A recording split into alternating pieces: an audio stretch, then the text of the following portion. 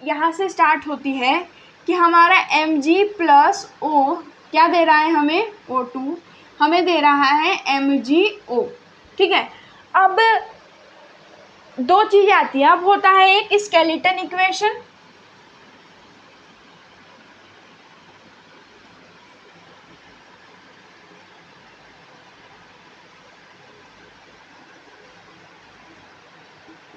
ठीक है, स्केलेटन की स्पेलिंग सही है ना, अच्छा सॉरी मैंने स्केलेटन ही लिख दिया, स्केलेटल होता है। ठीक है, उतनी देर से स्केलेटल वो टन निकल ही जाता है, क्योंकि ज़्यादा हमने बायो थोड़ी पढ़ी होती है।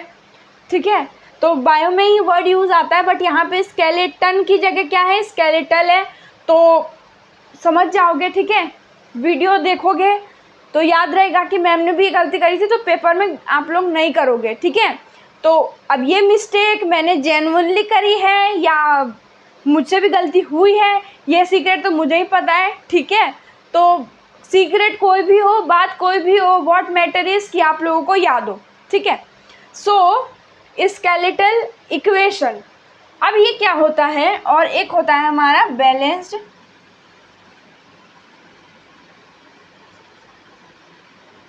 केमिकल आप दोनों में लगा सकते हो। ठीक है, मैं लगा ही देती हूँ ताकि अच्छा अच्छा दिखे। ठीक है, नोट्स भी अच्छे अच्छे दिखने चाहिए। तो ये हमारे पास हो गया स्केलेटल केमिकल इक्वेशन,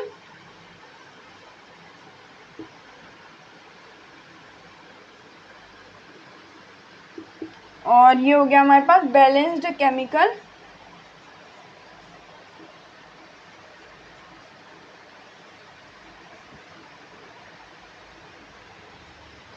ठीक है, अब स्केलेटल केमिकल इक्वेशन में क्या होता है, जो इक्वेशन बैलेंस्ड नहीं होती उसे हम स्केलेटल केमिकल इक्वेशन कहते हैं। ठीक है, तो यहाँ पे हमारा क्या है, अनबैलेंस्ड केमिकल इक्वेशन हम यहाँ मेंशन करेंगे।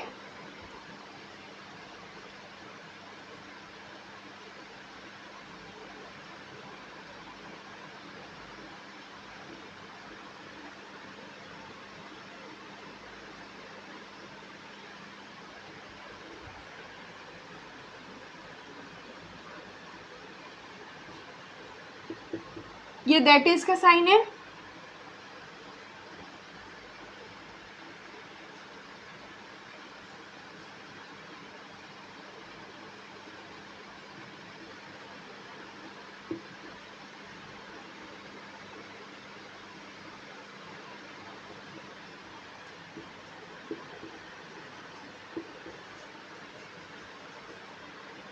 ठीक है, तो इसको सब मेंशन करेंगे। ओके, यहाँ पे हमारे पास क्या है, unbalanced chemical equation that is mass of both the side of equation is not equal. तो उस केमिकल इक्वेशन को हम लोग क्या कहेंगे, स्केलेटल कहेंगे। ठीक है, तो ये आप लोग लिखिए इसे।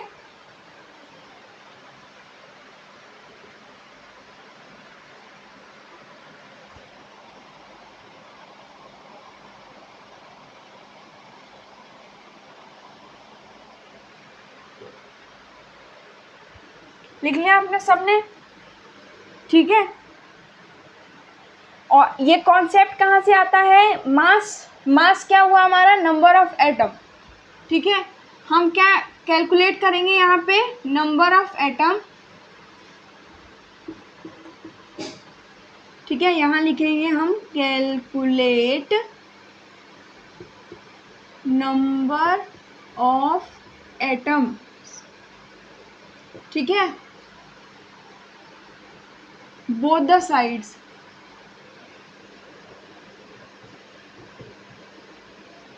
ठीक है, BTS तो सबको पता होगा। ठीक है, यहाँ पे BTS का मतलब है बोथ द साइड। ठीक है, बर्न द स्टेज नहीं है, clear, okay. So calculate number of atoms both the side BTS। तो हमें क्या नंबर, दोनों साइड क्या करना है, कैलकुलेट नंबर ऑफ एटम। तो यहाँ पे हमारे पास क्या है, 1 है, और यहाँ हमारे पास 2 है। 1 + 2 कितना हुआ, 3 हुआ। और यहाँ पे हमारे पास क्या है, 1 है, और ये 1 हमें दिख तो 1 ही रहा है ना, और ये हमारे पास टोटल कितना हो जाएगा, ये हमारे पास हो गया 2। तो यहाँ पे 3 है, ठीक है, और यहाँ पे हमारे पास कितना है, 2 है। तो नाइंसाफ़ी हुई, ठीक है। कितने आदमी थे, तो 2, लेकिन यहाँ पे कितने आदमी थे, 3, और बने कितने, 2, ठीक है। तो यहाँ पे क्या हो गया, ये इक्वल नहीं है। तो हम इसी को, ये जो फॉर्म है, जिस फॉर्म में हमने इन दोनों साइड, मतलब इन दोनों साइड को क्या कर रखा है, इक्वली नहीं मेंशन कर रखा, इसी फॉर्म को हम क्या कहते हैं, स्केलेटल केमिकल इक्वेशन कहते हैं। अनबैलेंस्ड केमिकल इक्वेशन होता है क्योंकि यहाँ पे नंबर ऑफ एटम और मास ऑफ द प्रोडक्ट्स और रिएक्टेंट यहाँ पे मैच नहीं करते हैं, वो इक्वल नहीं है। आ गई बात समझ में, क्लियर है सबको ये, ठीक है।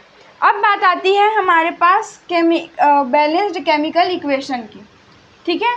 तो मैं यहाँ पे नंबर मिटा देती हूँ क्योंकि थोड़े भरे भरे लग रहे हैं, थोड़े खाली खाली लगेंगे।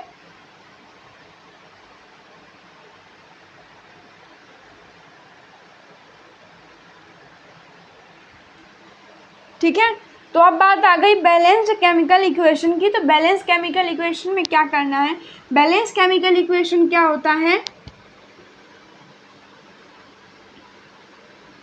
जिस इक्वेशन में हमने रिएक्टेंट साइड के नंबर ऑफ एटम्स इक्वल हो गए प्रोडक्ट साइड के नंबर ऑफ एटम से, तो वो क्या हो जाता है, बैलेंस केमिकल इक्वेशन हो जाता है, ठीक है।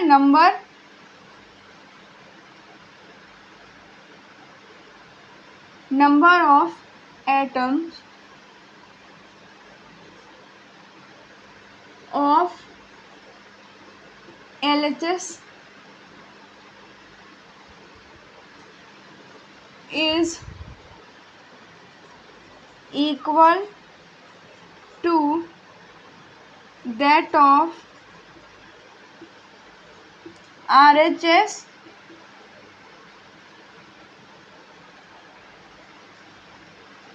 in a chemical equation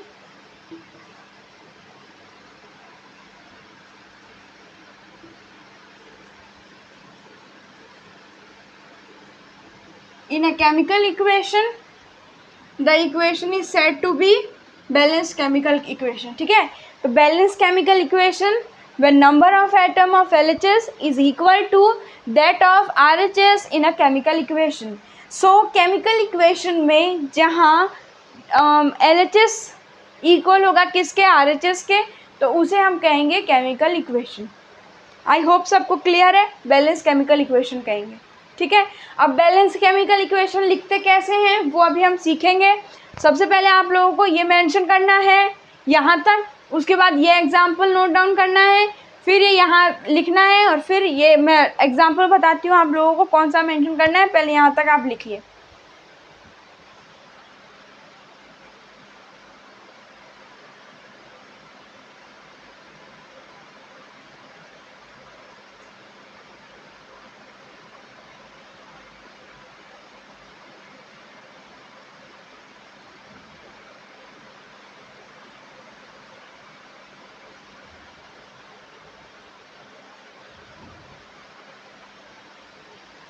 हो गया सबका लिखना, ठीक है। अब बात आती है कि अगर कोई इक्वेशन बैलेंस नहीं है तो हम उसको बैलेंस क्यों कर रहे हैं, हम लेफ्ट हैंड साइड के एटम्स को राइट हैंड साइड के एटम्स के बराबर क्यों कर रहे हैं। बात आ रही है समझ में, नहीं आ रही, वापस समझो। Mass of reactants is equal to mass of product, ठीक है। रिएक्टेंट साइड के जो एलिमेंट है उनका मास प्रोडक्ट साइड के जो एलिमेंट है उनके मास से बराबर क्यों होना चाहिए, तो इसका आंसर है लॉ ऑफ कंजर्वेशन की वजह से। आपका ये क्वेश्चन भी आ सकता है, ठीक है, कि स्केलेटल केमिकल इक्वेशन है तो हमें बैलेंस केमिकल इक्वेशन चाहिए ही क्यों, हमें बैलेंस करने की ज़रूरत ही क्या आई। जैसे मैंने आपको बोला कि नंबर ऑफ LHS इक्वल होता है RHS के इन अ केमिकल इक्वेशन, तो उसे हम बैलेंस केमिकल इक्वेशन कह देते। तो नंबर इक्वल होता ही क्यों है, क्यों ज़रूरत आई नंबर इक्वल होने की, क्योंकि हमारे पास है लॉ ऑफ कंजर्वेशन है, ठीक है। अब वो हमारे पास मास का हो, एटम्स का हो, नंबर का हो, एनर्जी का हो, तो इन सब का क्या होता है, कंजर्वेशन होता है। मतलब कि अगर ये दो प्रोडक्ट मिले, ठीक है, तो यहाँ पे जो प्रोडक्ट मिलेगा तो वो इनके बराबर ही तो होगा, तभी तो हम इक्वेशन में मेंशन कर रहे हैं, इसको कर रहे हैं या नहीं कर रहे, बात सही है। तो इसी वजह से हम क्या करेंगे, हमारा आंसर होगा कि लॉ ऑफ कंजर्वेशन की वजह से जो रिएक्टेंट साइड में एलिमेंट्स होते हैं वो इक्वल होने चाहिए, जो मास होता है रिएक्टेंट साइड में एलिमेंट का वो इक्वल होना चाहिए प्रोडक्ट साइड के एलिमेंट से। आ गई बात समझ में। मास क्या होना चाहिए रिएक्टेंट साइड्स का, प्रोडक्ट साइड के एलिमेंट के बराबर होना चाहिए। Number of atoms reactant side वाले बराबर होने चाहिए प्रोडक्ट साइड वाले से, ठीक है। आ गई बात समझ में, ज़्यादा कुछ हेडेक लेने की ज़रूरत नहीं है, ठीक है। बस सिंपल सा है कि हमारा जो मास है वो इक्वल होना चाहिए लॉ ऑफ कंजर्वेशन की वजह से, दैट्स इट। वो इतना गाथा था, वो इतना ही लिखा हुआ है उसमें, ठीक है। फिर ये लिख के आपको यहाँ पे एग्जाम्पल मेंशन कर देना है, Mg plus O gives us Mg plus O2 gives us Mg, यहाँ आ जाएगा 2 और यहाँ आ जाएगा 2, ठीक है। तो ये हमारे पास क्या हो जाएगी, बैलेंस केमिकल इक्वेशन हो जाएगी। आप लोग फटाफट मेंशन करो।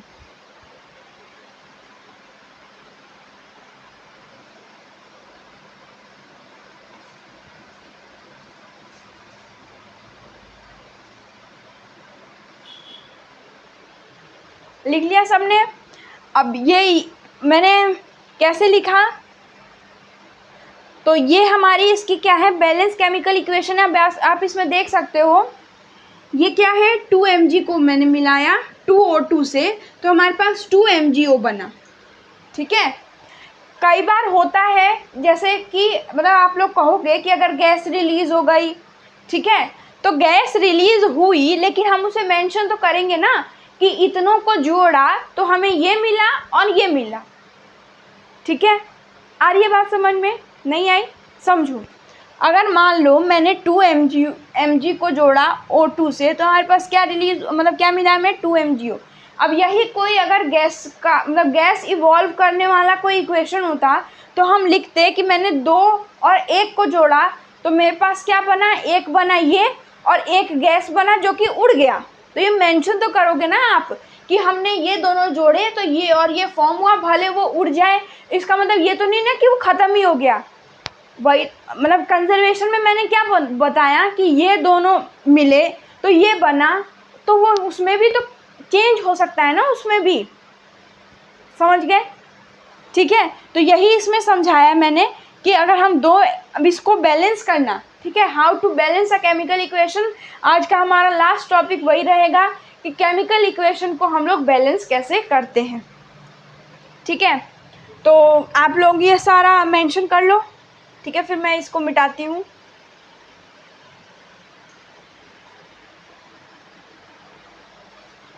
ठीक है। लॉ ऑफ कंजर्वेशन याद रखना कि energy can neither be created not be destroyed, ना हम बना सकते हैं और ना हम उसे ख़त्म कर सकते हैं, ठीक। वो कहीं ना कहीं किसी ना किसी फॉर्म में वो प्रेजेंट रहती है, ठीक है। ऊपर से अगर मैंने मान लो बॉल है, मैंने बॉल छोड़ा तो यहाँ पे हमारे पास थी पोटेंशियल, हाइट पे थी, ठीक है, अभी नीचे आ रही है, काइनेटिक हो गई इसके पास, तो चेंज हो जाएगी बट उसमें रहेगा ही रहेगा एनर्जी, तो ठीक है। तो आई होप ये सब ने मेंशन कर लिया होगा। अब इसमें मैं रब कर देती हूँ और last, so thank you so much, मिलते हैं नेक्स्ट वीडियो में, थैंक यू सो मच।